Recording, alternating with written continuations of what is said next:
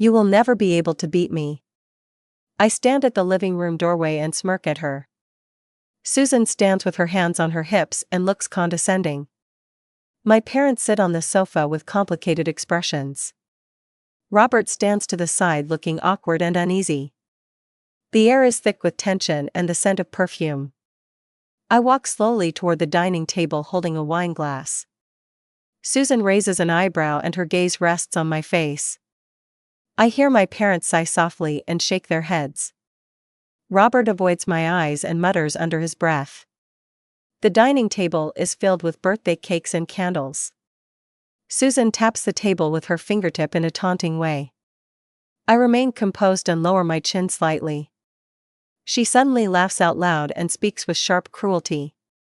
My parents smile and lean toward Susan. I quietly calculate the details of my revenge in my mind.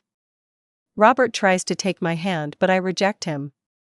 Susan steps forward and confronts me in the center. I look her in the eye without any sign of backing down. The living room light reflects the expression on every face. I silently plan my next move in my head.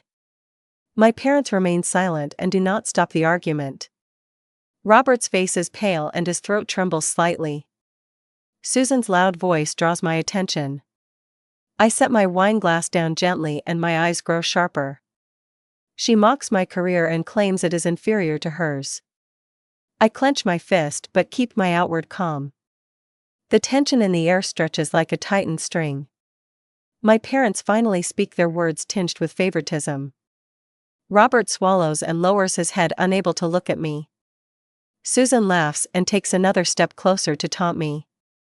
I know in my heart that the chance for revenge has come. I breathe steadily and my gaze remains firm and unwavering. She looks at me with a victorious smile. I slowly scan the living room, taking in every face.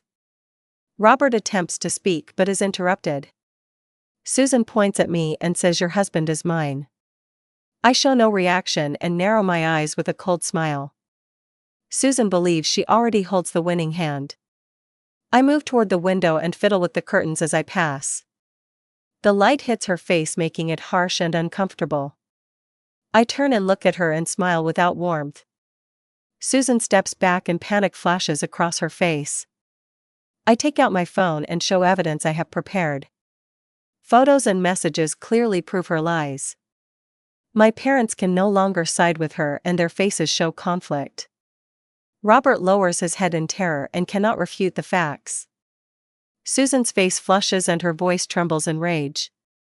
I say calmly that I already have every part of the truth. She retreats in panic and presses against the wall, unable to move. My parents slowly stand and look at me with complex expressions. Robert tries to explain but I no longer listen. I walk out of the living room with inward triumph. Susan screams in panic and helplessness. The air is filled with a mixture of victory and fear. My parents stand stunned and cannot grasp the situation. Robert looks drained of color as if all the blood has left his face. I glance back one last time and see fear flash in her eyes. Susan's pleading voice cuts the silence and chills me. I turn and walk toward the study with a determined step. Thus the prologue of revenge begins quietly. I know that I have finally taken control of the initiative. I recall countless moments of humiliation from the past. Susan always belittled me in front of others. My parents showed concern on the surface yet favored her. Robert stood by, unable to help, and only hesitated. I bore the cold stares and the mocking insults alone. School classmates once ridiculed me as worthless. Colleagues at work looked down on my abilities. My boss occasionally questioned my judgment in public. I silently took note of every wound and slight. A latent flame of revenge ignites deep in my heart. I learned to hide my blade while under pressure. I used a smile to mask the anger inside. Every time I was insulted, I observed quietly. I worked to accumulate resources and build networks. I studied the law to protect my rights. At the same time, I learned all of her weaknesses and flaws. She thought I was fragile and powerless to resist. In truth, I had been quietly gathering strength for a long time. Past humiliations became the fuel for my revenge. I honed my patience and my capacity for calm. No longer impulsive, I waited for the right moment to strike. Each small victory made me more resolute. I finally grasped the initiative and prepared my counterattack. I understood that revenge must be calm and precise. I could not allow emotion to cloud my judgment and cause mistakes. I knew that every step had to be planned thoroughly. Her arrogance became my greatest advantage. I also understood the hesitation of Robert and my parents' bias. I waited quietly for the moment and arranged my formation unnoticed. Not a single detail could be overlooked. The power of revenge surged through my veins. I moved like a shadow, approaching the target quietly. I began to lay the groundwork and drew closer to her. Every call and every email I recorded as evidence. Every face-to-face confrontation I met with a smile. I secretly collected her privacy and weaknesses. She thought she controlled the situation, but I had seen through her. Robert still stood by, helpless and unable to act. My parents remained in the dark, unaware of the truth. I used feigned weakness to make her relax her guard. She gradually revealed slips and careless mistakes. From behind, I quietly set traps and strategies in place. Each provocation fed material for the final strike. I let her believe she was perfectly safe. While in secret, I held all of her leverage in my hands. At last, the decisive moment for revenge arrived. I acted with calmness and determination. I began by exposing her deception in public. Every sentence I spoke was backed by irrefutable evidence. Her expression slowly changed from contempt to panic.